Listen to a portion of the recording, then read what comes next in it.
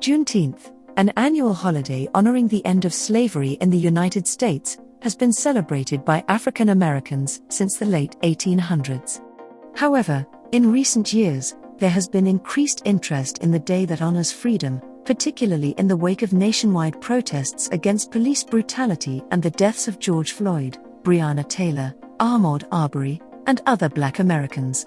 General Granger, a Union commander, came at Galveston, Texas, on June 19, 1865, nearly 2 months after Confederate leader Robert E. Lee surrendered at Appomattox, Virginia, to notify enslaved African Americans of their freedom and the conclusion of the Civil War. The Emancipation Proclamation, which had been issued more than 2.5 years before, was put into force by General Granger's statement. The month of June was combined with the number 19 to create the holiday's name. It's also known as Juneteenth Independence Day, Freedom Day, or Emancipation Day.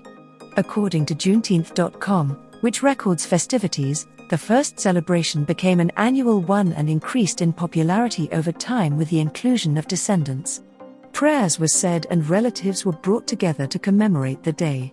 Emancipation Park was established in Houston in 1872 by a group of African American pastors and merchants. The site was supposed to be used for the city's annual Juneteenth festival. While some family festivities take place in backyards where food is an important component, certain cities, such as Atlanta and Washington, have larger events like as parades and festivals that include residents, local businesses, and more. Attempts to make it a national holiday have failed in the past, and few have battled harder for it than Opal Lee, a Fort Worth activist who fights for the cause. It was designated by the federal government as the 11th holiday on June 17, 2021. The Senate enacted a bill to commemorate the day on June 15, and the House followed suit the next day. Texas was the first state to declare Juneteenth a holiday in 1980, albeit it was mostly symbolic. At least 45 states and the District of Columbia have taken steps to mark the day since then. Both New York Governor Andrew Cuomo and Virginia Governor Ralph Northam, both Democrats, approved laws designating Juneteenth holidays in their states last October.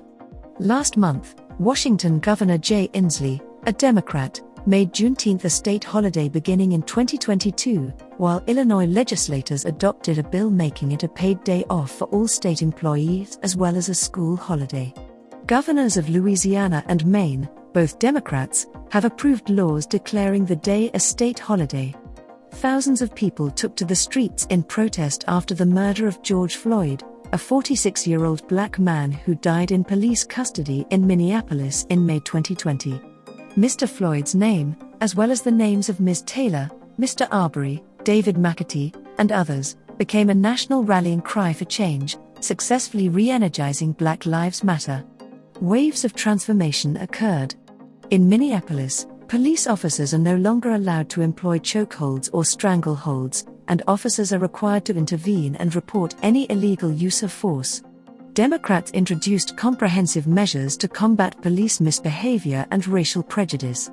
The measure was the most comprehensive policing intervention offered by legislators in recent memory. President Donald J. Trump announced his first rally in the spring of 2017, after the coronavirus epidemic had shut down the majority of the country.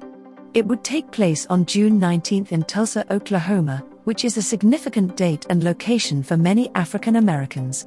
When white mobs stormed a rich black commercial sector known as Black Wall Street in 1921, the city became the location of one of the country's deadliest instances of racial violence.